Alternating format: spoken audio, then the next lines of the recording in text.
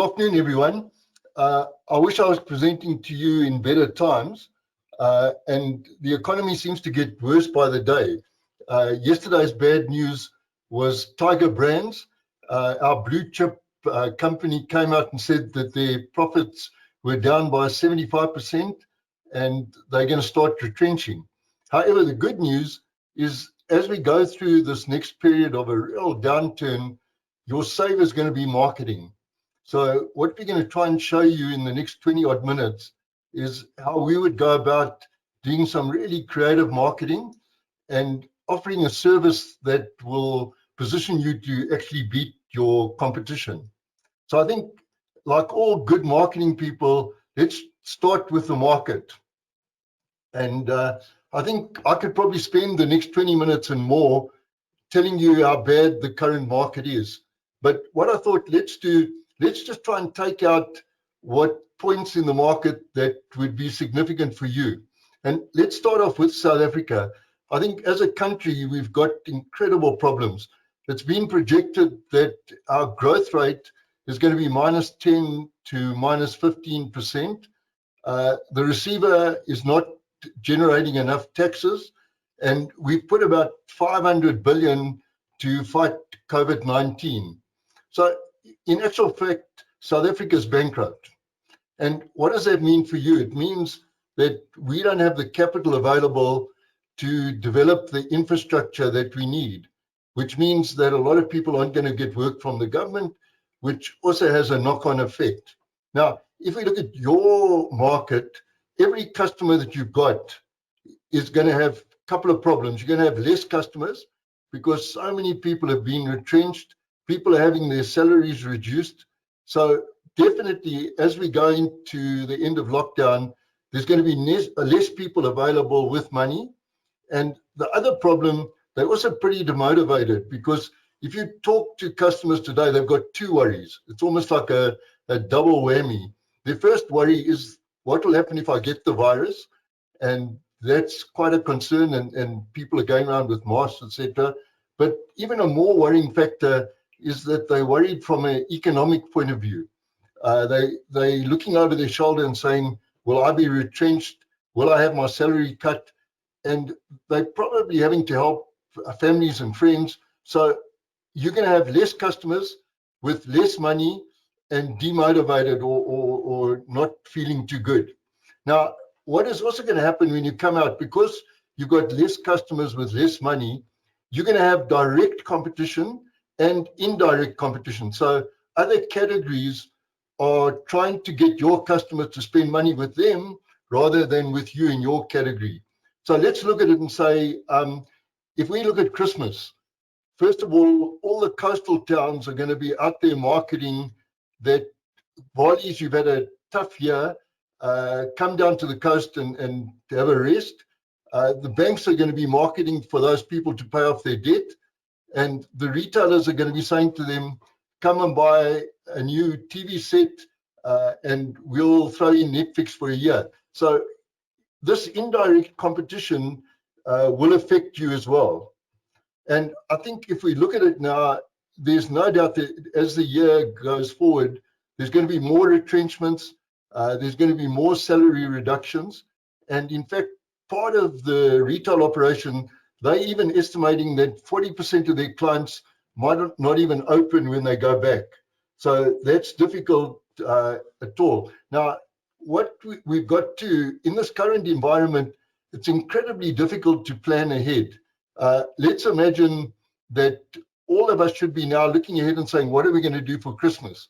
Now, what is really going to happen at Christmas? First of all, I don't think there'll be any bonuses or many bonuses. And how are the consumers going to react over Christmas? So if you're planning for Christmas, it's going to be very difficult to know what stock to bring in, what marketing campaigns, and these are some of the complications that are taking place. So I believe that we're going to have a long run. This is not going to go away. The economy is going to be down for at least 2 years. So in that case, what we've got to do is get out there and really knock your socks off for the consumers with great service and great marketing. So what I've done, I've tried to put 10 rules down that I think we should be aware of when we go into marketing. So let's look at them. So the first rule is all advertising should be below the line. And by that, I mean promotional. In other words, we've got to be offering something. Now, what I found out when we went around, there's two types of promotional ads. The one is what I'll call sort of cheap and nasty. And I was in a shopping center the other day, and all you see is a sort of red flash 30% off. And that's become the norm in that shopping center because everybody is offering 20, 30% off. Now, if I'm walking around that shopping center, I'm going to say, well, really, do I want to go in there because I can get 30% at every one of the shops? Now, a much cleverer way of doing it would be to take your 4 top-selling items, to put them in the window and merchandise them really beautifully and have a function there that says original price, new price. And then the key would be to say, come into the store and we will show you all the other specials that we've got. In other words, make the product the hero, merchandise it well, and don't just stick less 30% on top. And maybe as we go through, we'll give you some of the examples that you can do promotional advertising. In other words, you can have quality promotion ads where you have a really great picture of the product and you define the product benefits and have a clever line like, welcome back, we're helping you get through the lockdown or whatever. So make the promotional ad quality. Rule number 2, instead of sort of discounting the individual ads or products, I mean, you've got to try and get people to trade up. In other words, if you look at your sales, there's only 2 ways you can make sales. The one way is customer count, and the other way is transaction average. So you need to get customers into your store, and then you've got to get them to buy more. Now, let me give you some examples where I think clients have done it very, very well. Clicks have been very creative, where they say buy 3 products and you'll get the 3rd one free or the cheapest one free. Now, what they're doing, they're effectively giving you 30%, but they're forcing you to buy 3 products to get the 1 product free. In other words, they're increasing their transaction average. If you look at Food Lovers, they do it. They put a bundle together and you get a bag of oranges and a bag of potatoes, etc., and you pay 125 Rand for that. So they're so much better off getting that high ticket average than discounting a bag of oranges and you're only spending 30 odd Rand. So there's a number of areas there where you've got to try and look at your products and see if you can increase the ticket average instead of discounting one product. Because if you sell 100 Rand and you discount it 30, you only get 70. But if you do it the clicks way, you're going to get a lot more money and you're going to increase your ticket average. And there's obvious ones that you can do, like you can band a toothbrush and a toothpaste together and sell it instead of selling them independently. So I think there we've got to be a bit creative and look at it, okay? Rule number 3, see if you can offer credit in a suitable way. Now, the reason I put this in is that this is mainly due for you if you're in the BEE or black market. And the reason I say that is they love lay-by. And there's no doubt that lay-by is really working. What you find is that the consumers, even if it's Christmas now, they want to put an amount away every month so that come December, they can buy that product. Now, one of the promotions we're looking at doing at the moment is we're trying to say to people putting the lay-by in, if for every 50 Rand you put in, we'll give you an extra 10. So in actual fact, when they put 50 Rand in, we credit them with another 10, so we credit them with 60. And from a cash flow point of view, you're not putting any money in. You're only giving that discount at the end of the year, where in December they come to fetch that product. And also in that market, you can often work with Stockfells, where they also like to put the product in so that they can cash in at the end of the period. Okay, rule number 4, and this is important, speak to your suppliers about giving you extended terms and contributing to the marketing.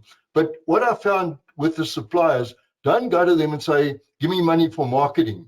What you've got to do is you've got to produce an ad and you've got to feature their product and look at a media schedule. And I'm going to give you a tip at the end of it. There's a website called Fiverr, Fiverr.com, where you can get an ad or a pamphlet, and I'm going to show you one at the end, drawn up for probably 600 to 800 Rand.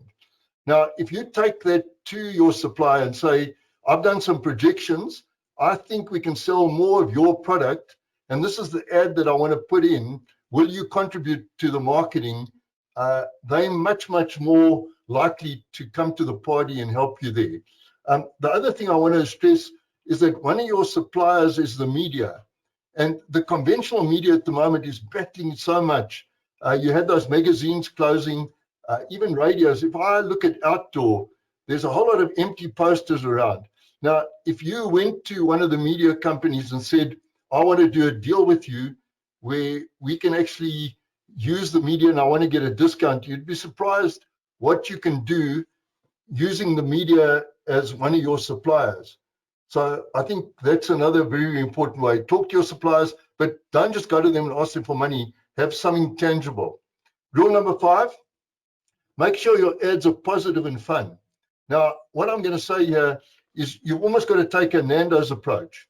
And you know, I was involved in Nando's, and when I used to talk to people, they would say, not your chicken, I loved your ads. Now, if you do safe advertising, it's going to be lost in the clutter. So you've got to look at that carefully.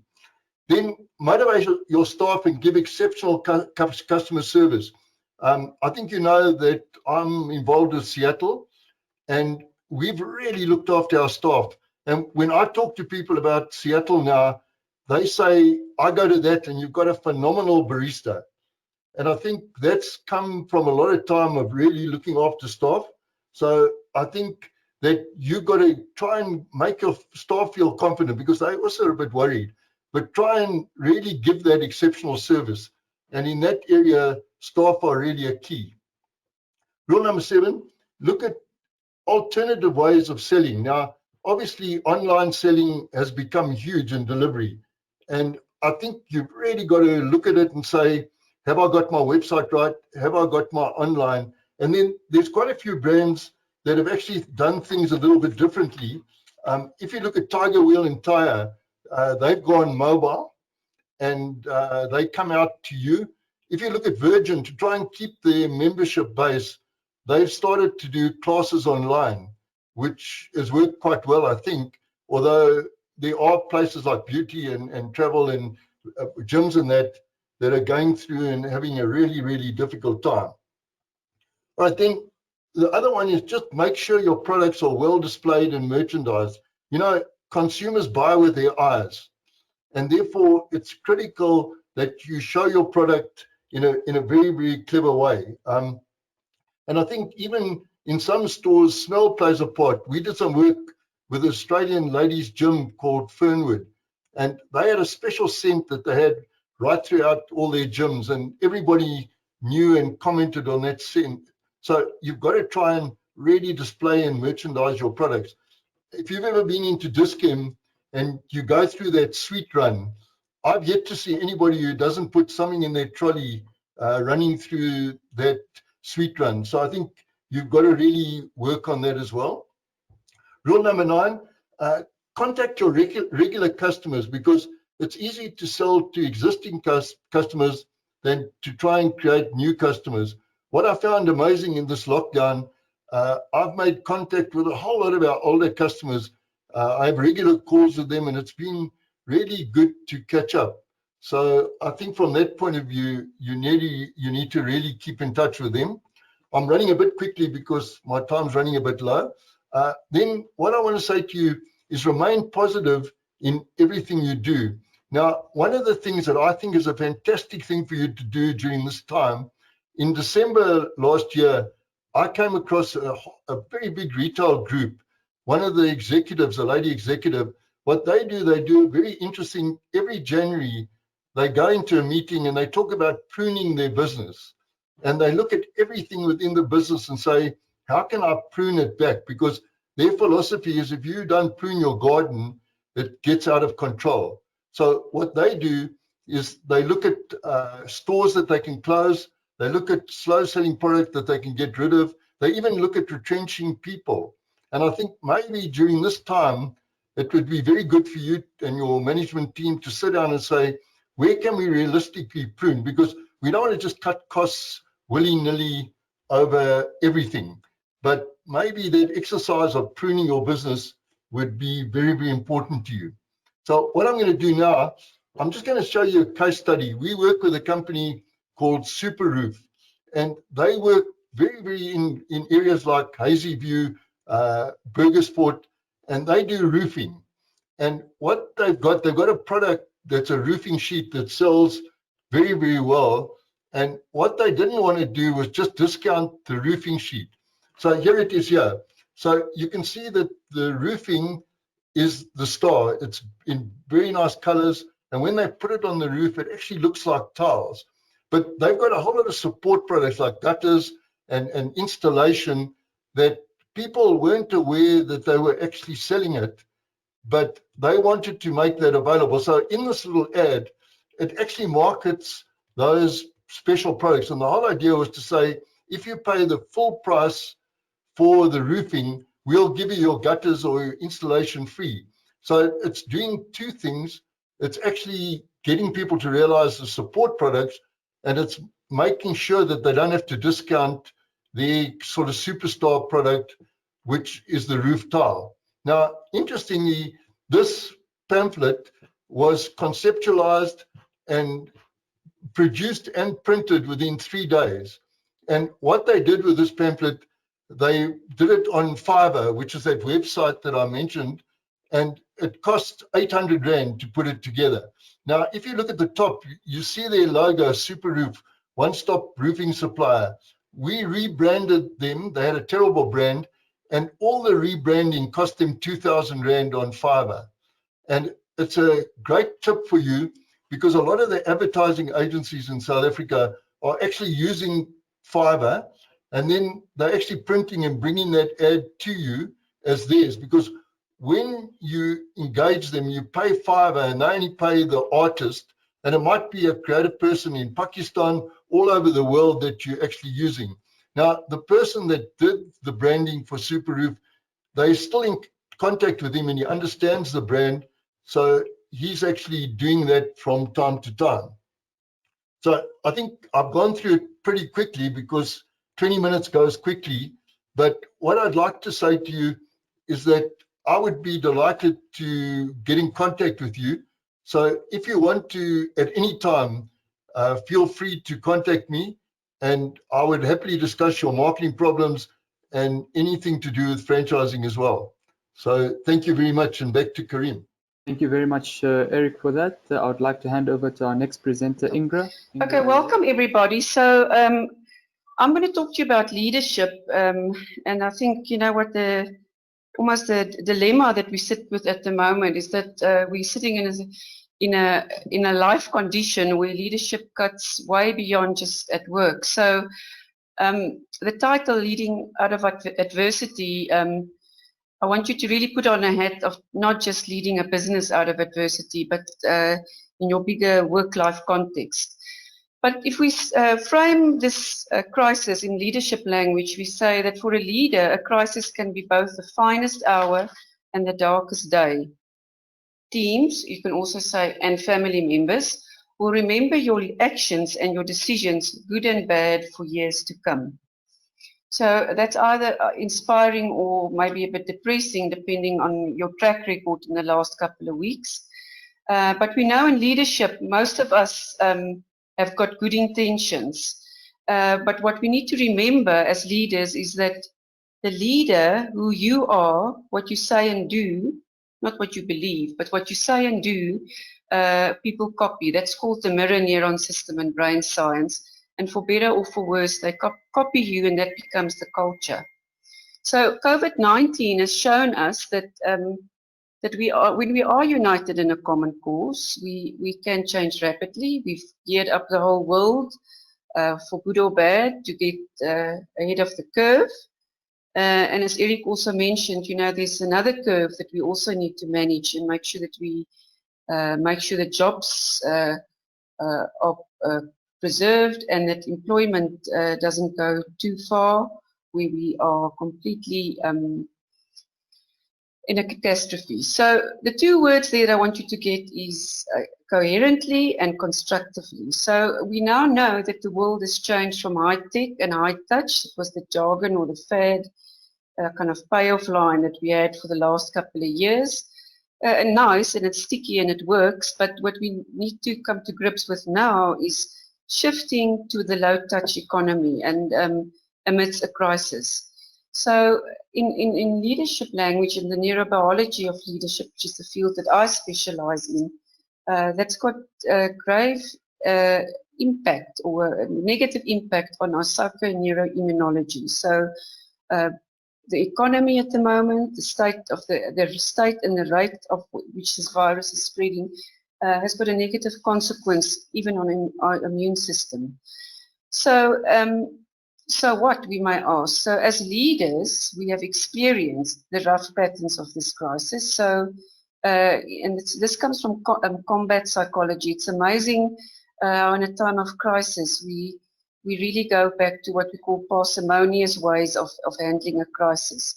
So there's and we learn a lot from the military. So in the military, it says, you know what, if you have to face a crisis, there's emergency actions, which I think a lot of us has been through the last couple of weeks. But also, if you just cast your eye back, or you just think about what's happened to you and in your business in the last couple of weeks, is in the beginning, the first week or so, we were hyper vigilant. There was a lot of energy in the system, and we knew clearly what we had to do. Or even if we didn't, we had, we got in there and we had an energy, and that's how the body responds to an immediate crisis. And then comes a stage which we call regression, which is a big word, but I mean, it really just means there's aggression into war room fatigue. We can't sustain that. Teams get ratty, there's lots of conflict, there's tribal warfare, and that nice word called disorientation. What shall we do next? And then lastly, we hope to be is recovery, where we can reopen and rebuild. So the good news is that there is a solution, and the downside is that this thing is not a exponential or a straight line, linear line solution. It comes in waves. We can go back and forth, and we don't know what the future holds. But knowing that there's these three waves that we can ride, doing different things amidst them, can help us get to the other end. So COVID-19 is spreading, and the extent of the conversation in the corporate world is those two curves. How do we prevent it from spreading in our workplace? And how do we survive economically, as Eric also said. There's wonderful things that you can read more. You can phone me and I can talk you through that. But from a leadership behavior perspective, it's back to basics. So, I mean, we can present to you many models, and I mean, if you serve whatever social media you're on, there are lots of them. But I want to take you back to Maslow. And Maslow's hierarchy of needs, we call it the pyramid with a punch. The brain science behind it shows us at the moment that, yes, we all have psychological needs as leaders, and our employees have them. But in South Africa, our basic physiological needs aren't even met. So it's nice to say, how do we keep employees inspired? How do we work in the new remote working? But the reality is that in our country, that most people don't have access to fresh water. They can't social distance, and survival is prime. Without even trying to find how to reinvent my work, will I actually survive to see tomorrow? So why is this a pyramid with a punch?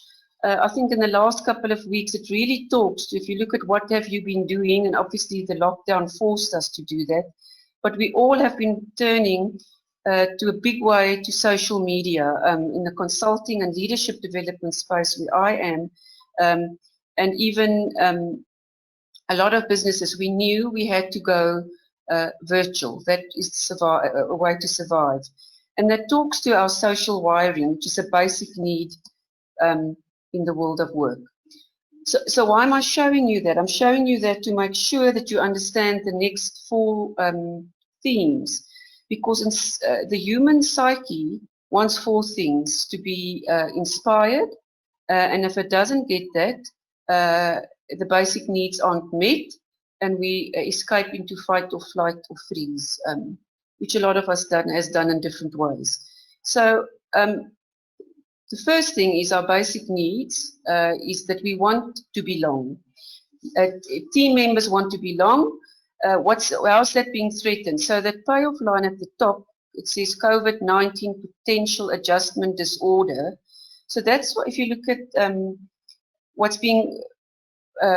facing us at large scale mental health dilemma in this country, that this disease is highly disruptive, and we all have felt that we are not quite adjusting. And to what extent we each will suffer from that, we don't know. But what it talks to is that there is this pandemic that brings with it a mental disorientation, a mental disorderliness to how we normally lead our lives. So this pandemic, COVID, makes us stress. Okay, so the good old word, what does stress mean? It's the inability to adapt to changing circumstances. So I want you to just replace stress with those 4 lines, because that is when we stress, when our basic needs aren't met. When we can't belong, we don't belong like we normally do. Our decision and control is taken away. Our basic pleasures of going for a cup of coffee or meeting a team member or as a team meeting or hanging out by the water cooler is not there, and our personal identity, that my career expectations aren't met. So how do leaders then fill in that gap to make sure that it still delivers on that? 4 C's, connectedness. How do we bring connectedness back? Giving people a choice, being consistent, and clarity. So stress is chronic elevated stress, in which we have at the moment, and chronic elevated unprecedented stress is selectively impairs part of our cognitive function. So it doesn't, our whole being and our whole brain gives in, but the part that we need for creative problem solving under stress, so decision making, problem solving, and being nice to others under stress, that part of the brain kind of spikes up and then it tanks in. So how do we kind of circumvent that as leaders to make sure that our workers can move from fight, flight, and stay in flourish? Flourish is a word it's just a different word for social, working with and through people.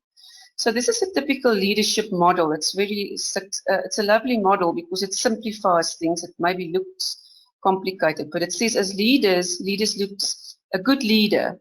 A leader that strives upwards in life. They focus on themselves, they focus on others, they focus in the business, and they focus on the business. And there's fancy words in the corporate world, as we all know, for that.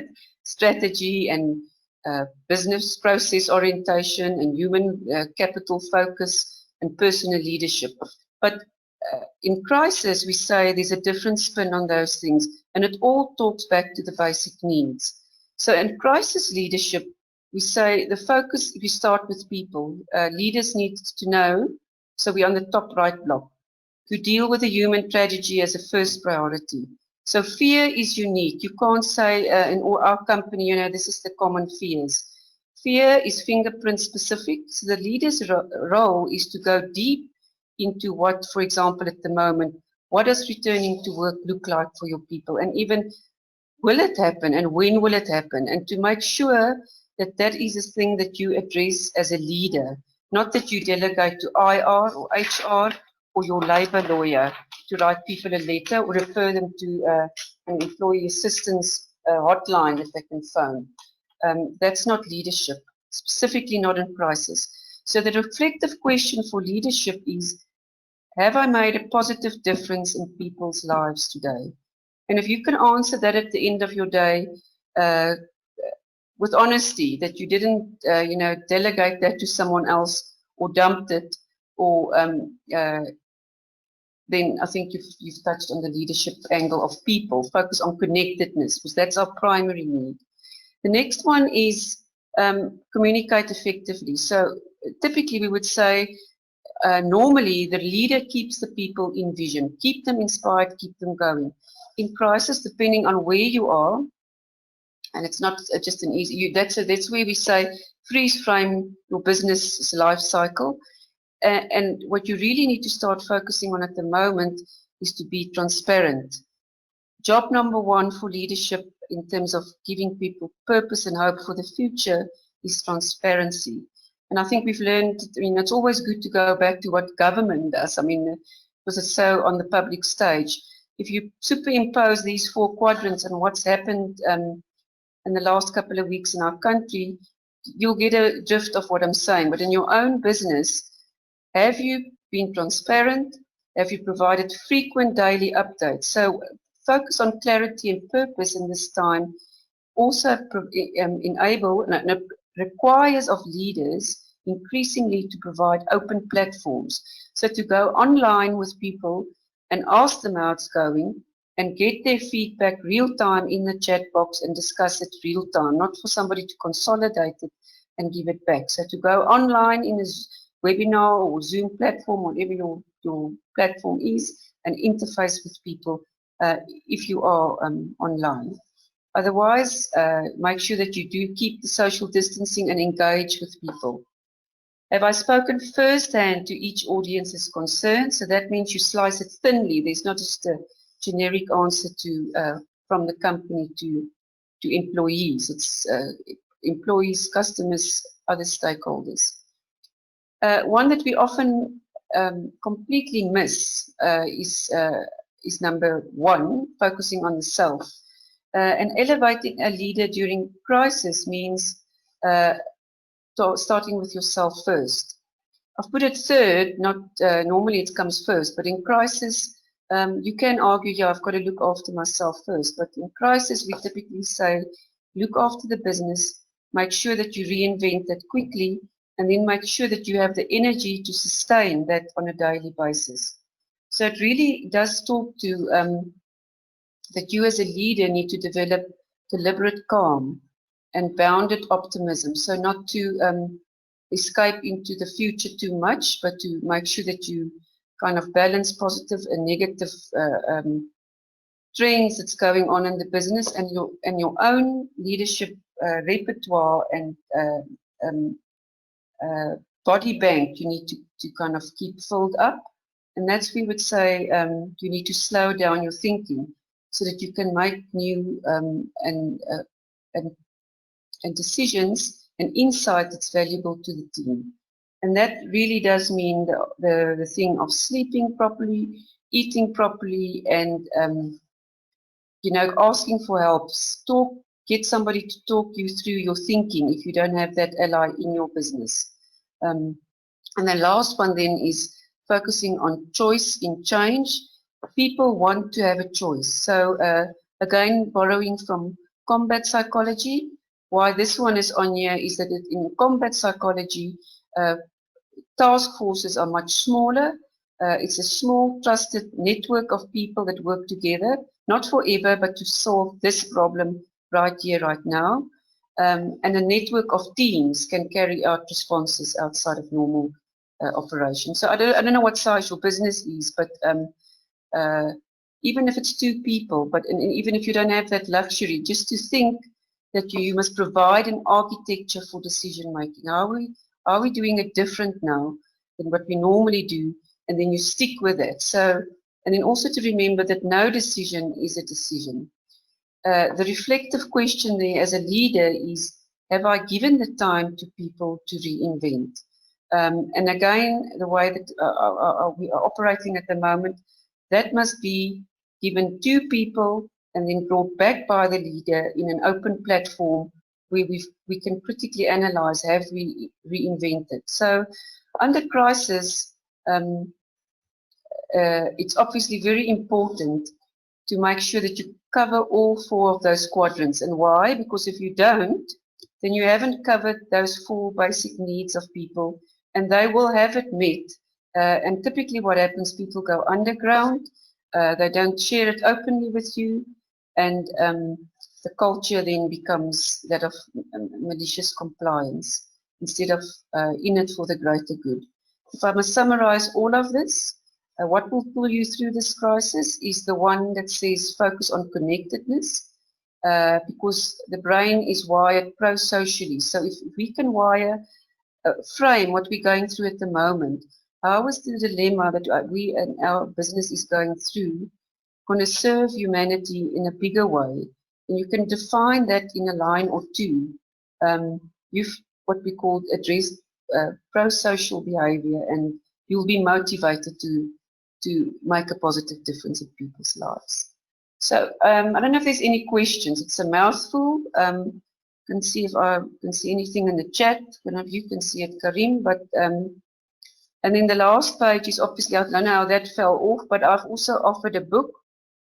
And if you want to talk through this even more, there's another offer. But I think the purpose of today's session is to show you very briefly how you can switch from fight, flight, or freeze, which a lot of us are identifying in our lives at the moment, and to flourish if you address 4 main questions, and then obviously the leadership capabilities that sits behind that.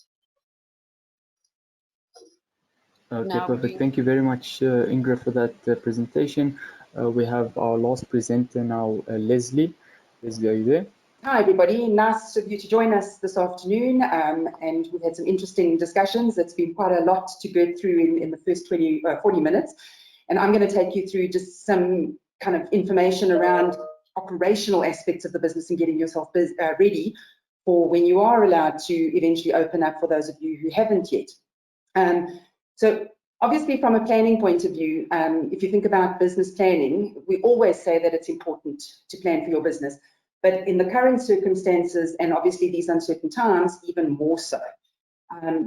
Because regulations and the information, I guess, coming out of government changes and is relatively fluid, some of the messages we get, it's obviously important to be flexible, but to ensure that we do draft plans and kind of have a sense of what we're doing with our business. Eric touched on some of that in his presentation. And we want to try and get beyond the level of uncertainty that does exist out there. I've been dealing with quite a few clients who were fortunate enough to open their businesses and start trading during level 4.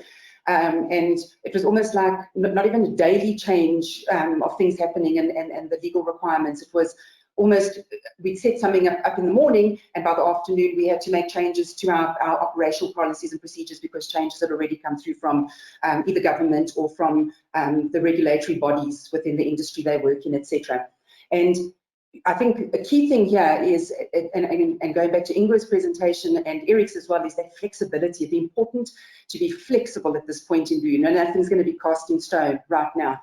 And you don't want to be in a situation where you think you're ready to open your business now, or when the level arrives and you're permitted to open and only to be shut down because you're not compliant. So there's quite a few things that you obviously need to be considering. And we don't want to be in a position where you open your business and the Department of Employment and Labour come around and audit you and you are not compliant with COVID requirements and they shut you down. And I'm sure you've seen the stats that 2 out of 5 businesses in recent audits have proven to be non-compliant.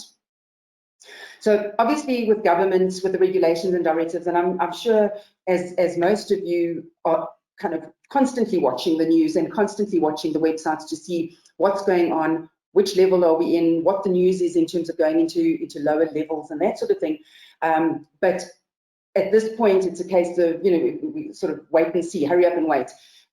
We've got information coming out regularly, but as I said earlier, there's often changes and we see some of the sharp turnarounds and the backtracking, and that can obviously make us feel a little bit uncertain and unsettled. But I go back to my point on the first slide. If you develop your plans and they allow for that flexibility, you'll be able to adapt to those turnarounds and changes. I think a good piece of advice at this point is to only take information from reliable sources. A lot of sectors and industries have kind of bodies or organizations. I think it's quite important that you're part of that, or that you know who those people are, that you subscribe to them or you're on their websites, because a lot of them have been dealing with a client in the motor industry. And that sector organization has been absolutely fabulous in terms of getting the right information from government, lobbying government, and that's why some of these guys have been able to open in that sector, because of that body lobbying government to get them to open. I know in a lot of sectors, for example, Sorbet in the beauty sector, that's been quite big as well, lobbying for government to let those businesses open and get people back to work. But importantly, take information from reliable sources. Try and kind of flush out all the white noise and the fake news and all of that stuff that's going around, and there's a lot of it, and focus on sort of the hard and fast and the fact. So just in terms of getting yourself to the point of kind of where you are now versus getting your business ready for opening, you know, look at your current scenario. I think take an assessment or a bit of a temperature of your business, and look at what the current scenario, if you haven't done it already, what the current scenario has presented in terms of challenges to your business, challenges to your employees. That also goes back to what Ingrid was saying about, you know, check in with everybody. It's difficult to do things at a distance. Even sort of myself, who works from home and is used to being on my own and doing a lot via emails and internet and Skype and Zoom calls, etc. Just being told that I have to stay at home and I can't go to a meeting or go out has been a challenge. So understand the challenges that your people are facing and what that does to your business and to your customers. I mean, they're obviously key in this. We want to make sure that we continue to talk to our customers and assess where we are with them, as well as our other stakeholders, and do a sort of overview of your business, the current scenario, where are you at right now? And also the financial implications. You know, sometimes we want to bury our head in the sands because the sort of early, even maybe the long-term outlook is looking so bleak. And Eric, you didn't help the mood, I'm sure, when you were talking about the turnaround time for this and how bleak the economy is looking, etc. But unfortunately, it's a fact of our lives at the moment. And unless we actually take a look and understand where we are financially in our businesses, what are the current and your current and short-term cash flow requirements? Have you spoken to your suppliers, your landlords? Have you managed to kind of do some deals with them to limit cash flow implications and negative cash flow implications, so you can perhaps continue to pay your staff? Have you done everything you can in terms of maybe claiming UIF for your staff, etc.? And then try and determine, your turnaround timeframes. And this again, flexibility is key. Look at best and worst case scenarios. What's the best case scenario for your business in terms of our turnaround timeframes? What's the worst case, and how are you going to weather those worst case storms? And when it comes to the return readiness, there's definitely the requirement from a government point of view. Part of the handouts from today, you'll see there's a checklist, a COVID-19 back to business readiness checklist. Everything you need to consider in order to get your business open when you're allowed to, when your business gets to the level where it can open. So you need to obviously look at that checklist and make sure that you start putting those issues, those points in place. That's the checklist that currently the DEL are using when they audit a business. And depending on the type of business you're in and the products and services, etc., that you're offering, there would be certain compliance issues in that regard. But very importantly, get the paperwork in order. And I made a comment to someone today in terms of essential services or permitted business. And I work with companies who are considered essential services, and I could probably quite easily get a permit and be able to go out and do kind of pretty much whatever I want to. But if I get stopped and I'm told that I'm not kind of then providing an essential service, where does that leave me? So, the paperwork and the getting the legal regulatory side of it right is very important, as is training your employees. I can't even stress this enough. Once you're back at work and you're interacting with customers, especially face-to-face, and your employees are interacting with each other, etc., you've got to ensure that training's in place and that they know what is expected of them in terms of safety, hygiene, safe distancing, all of that stuff. And my keyword clearly, as you can see from the slides, my keywords are kind of remaining flexible and being ready to adapt. And I can't handle this buzzword. What is the new normal? What does it look like? Because I think it's just so unnormal and abnormal for all of us. But I think it's so important to kind of identify what that new normal is for each of us and each of our businesses, and understand the what-if scenarios. So like I said just now about looking at the best and worst case scenarios, understand those what-if scenarios, and then put points and ideas down in terms of if the what if scenarios arise, what can you do to be ready for them? And then going forward, because this we know is not a quick, within the next month or 2 or 3, that COVID's going to be a thing of the past. We know we're going to have to live with it for quite some time, and the risks associated with it. And therefore, how do you need to incorporate COVID-19 operational policies, protocols, etc., into the business? Now, Karim, what you can do here is we decided we'd kind of put a bit of a poll together and just ask everybody that's on our webinar today how compliant you are in terms of your business being ready to open when the relevant level is implemented. So when you can get back, how ready are you? Are you not ready, partially ready? Are you almost there? Or do you think you're totally compliant and ready to open? So please take our poll and we'll have a look at the results just now and kind of see where we go from there. Can I have my presentation back, please? Okay, I'll just give the attendees a few more seconds to answer the poll, Okay. and then I can just show the results and put your presentation back on. Okay, cool. So while Karim waits for that, I'll just sort of touch on a few points. For those of you who haven't yet opened your business and are kind of hoping to next week or start getting into business and getting ready to reopen, wow, okay. Yeah, so great to see that so many of you are ready. There's some results of our poll. Well done. Nice to see that you're ready and you're obviously chomping at the bit and keen and eager to get back. For the 33% that aren't ready, is that because you're only going to have to be ready in level 1, or you just don't know where to start? Okay, so consider those issues as well, I guess. Can I go back into slideshow here? There we go. Cool. So a couple of things. The paperwork, obviously, you know, if you don't know, you need to apply to the Companies Intellectual Property Commission, the CIPC, to get your certificate, your trading certificate. And once you've got that in place, then any employees that you're getting to come to work need to complete, or you need to complete a permit for them. They need to carry this permit when they come to work, and if they get stopped, they can produce the permit. So there's all sorts of paperwork around what needs to be done, or requirements around what needs to be done administratively and paperwork-wise.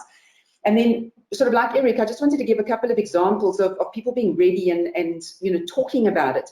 So he mentioned Tiger Wheel and Tie as well. They've come up with some fantastic ideas about express pickup and delivery, where they come to you and you don't have to go into their branches. They've done a bit of an insurance policy, Take Back Your Advantage, where they offer all sorts of services, like even going and queuing and getting your motor vehicle license for you.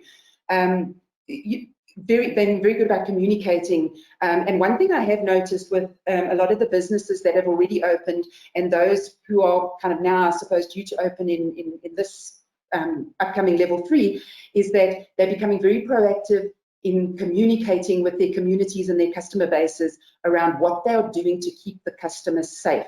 You know, it's going to take a lot of time for sort of Joe Public to go out and go into a business again and go and sit in a restaurant, and it's going to take ages. And the more a business owner gives a customer a level of comfort and safety, that you come into our shops, we've taken the precautions and we're looking after your health and safety, I think the better off you'll be. And I must say, a lot of the businesses I'm seeing on social media, online, getting emails. I've just had one from Uber giving me information about their new door-to-door safety standard, constant communication about what these companies are doing. So here's just a couple more. Sorbet, who are only due as being part of the beauty sector to only open in level 1, already talking about, you know, we can't wait to welcome you back to our stores. But, you know, these are the things we're doing in the meantime. These are the precautions we're taking so that when we do open our doors, you know, we can show you that we've done a lot to assure you your safety and your health. You can use different kind of marketing techniques and different ideas. You can use video to grab people. So, you know, social media gets bombarded a lot of the time with information. And of course, we're all competing for that space at the moment. So be original and find different ways to grab attention when people are scrolling through their newsfeed, that they come across your post and they see it and they want to stop and actually read it. You can be clever around promotions, like Yuppie Chef had a Let's Get Back to Local promotion, where they were promoting a lot of locally manufactured and designed products on their website. Leroy Merlin have been fantastic in terms of giving DIY home project guidance, and then they take you through into a step-by-step sort of instructions on how to make a table or how to design and do a room makeover. So obviously for people that are staying at home but not necessarily working from home, giving them some ideas on how to keep themselves busy. So there's been some really beautiful ideas. I saw on Facebook just now as well, Sorbet doing a DIY live series on how to give yourself a manicure. So wonderful way to keep your customers engaged, and also a good way to keep yourself top of mind. I think that is so critical, is that you want, even though you might only open in level 1 or level 2, you still want your customers to remember that you're there, and that you can, you're there to serve them, and you will be available. And if you can find ways to still provide a product or service during this time, not necessarily being open to the full range of products and services you sell, obviously that's an advantage for you as well. So to finish off, just a couple of critical takeaways. Key, get your hands on the latest information, okay? Very important that you find your industry specific information and make sure that you're aware of what your requirements are. And use that checklist we've given you. You can start using that, especially you guys who aren't yet ready to open. Start looking at what you need to put in place in order to get your business ready for opening. Please ensure you're compliant as far as possible. People, you don't want to run the risk of being shut down. And we've heard multiple stories where, on the one hand, a DEL inspector will say to you, well, you've got 2 or 3 days to fix certain aspects that aren't compliant. Others will just walk in and say, we're shutting you down. So don't put yourself in that position. And all I can say is when we get to the level and your business can go ahead and open, please be ready to open, that you can react straight away. When they announced on Sunday night, as you know, the president announced we were going into level 3 from the 1st of June. And I tell you what, I got so many emails and so many messages from different places to say, place your wine order this week and we'll deliver. We'll start delivering next week, first week of June. So people are reacting quickly. You need to be there when you get to go ahead. Thank you. That's me. Thank you very much, Leslie, for that. We do have a few questions for the session.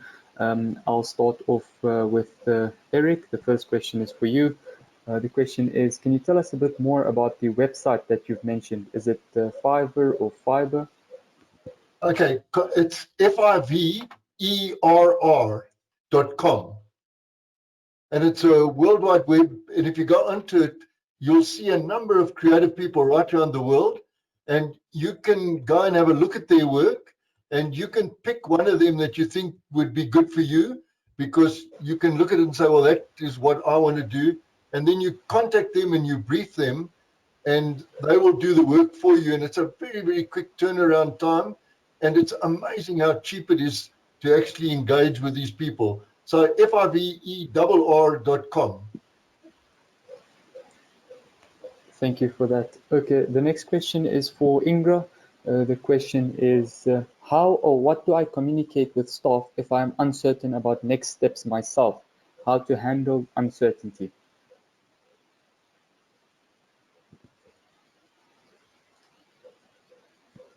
Hi, Ingra, are you there? If you can maybe just unmute your mic.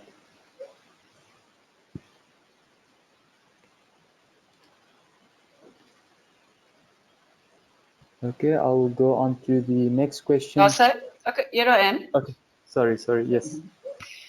Right, so you communicate exactly that you don't know, but because no communication gives much more uncertainty than not saying that I don't know. So rather say, I don't know what to do, and this is ideas that we can throw around, but to know the worst one can do is not to communicate. And I think because then people, the conspiracy theories kick in, and it's a downward spiral of catastrophe. So to say exactly, again, if we go back to what we said there, be transparent, that's your first priority, and to really be grounded in terms of how you say it. So, and to do it firsthand. That's it. I hope that's enough. You can say more about it if you want. But no, that's perfect. Thank you very much for that. The next question is for Leslie. The question is, how in-depth should a workplace plan be for a fitment center with less than 10 staff to be compliant? Okay, cool. So if you take that checklist that we've given you as part of the handout, if you go through that, you'll actually see the detail, of what you need to put into place, first of all. And I think the key thing is to, if you look at the guidelines from government in terms of the percentage of staff allowed to be on duty at any given time, some staff still being allowed to work from home if the job allows for that, and the employer can have them working at a distance, like etc. And the key thing is to look at your specific business environment and identify the risks, the health risks associated with it. So if you are, for example, if you've got a lot of people that all work in an open plan office or open plan showroom area or something like that, you've got a lot of people that in your motor business that are standing behind a counter, you need to ensure social distancing. So you've got to prove and show what you're doing to ensure the social distancing. So unfortunately, what you need to do, it's almost like doing a walk through your business and having a look from the entrance right through to the back of the business and say, how do I social distance? How do I ensure people, come in and wear masks? Have I got to sign up for masks, that people must wear masks? How do I ensure my staff wash and sanitize their hands regularly? How do I ensure, like for example, if a customer has to sign for something, do I sanitize the pen between every single customer that uses the pen? It's little things like that. You've got to assess the potential risks of every touch point and every aspect of your business, and that's got to go into the plan. What is the potential risk and what have I done to minimize and or mitigate preferably the risk, especially when it comes to COVID?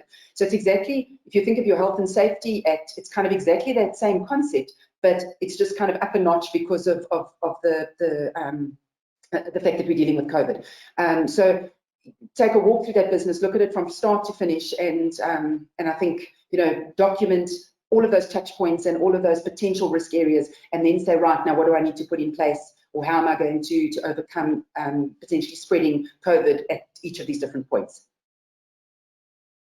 Okay, thank you for that. We do have just one more question for you, Leslie, before I announce the winner of the lucky draw. The question is, what sector would infant water therapy fall under, and can staff apply for UIF independently? I believe that's two questions. Okay, yeah, two. The UIF one, let me maybe answer that first because I think it's quite quick. I did see something this week about, because up until now, as far as I'm aware, the UIF fund was actually paying the employer, and then the employer had to unpay the employee. But I actually heard this week that the fund is now starting to pay employees direct. How accurate that is or not, like I said, get your information from reliable sources. But you need to check it out. As far as the staff claiming direct, if you've retrenched your staff or made their jobs redundant, and you've gone through a proper termination process, then yes, the staff member can go and claim for their UIF. But if they are still employed by you, then I think you need to go through the normal or the employer claim channels that have been set up for UIF. Then the second question, in terms of infant water therapy, that I would assume that falls into the same category as beauty and that sector does, and I would say probably level 1, again because of the close contact between the therapist and the baby, and even the mom or the parent coming in. So unfortunately, you're probably sitting in level 1. Thank you. I'm going to go ahead and end the session now.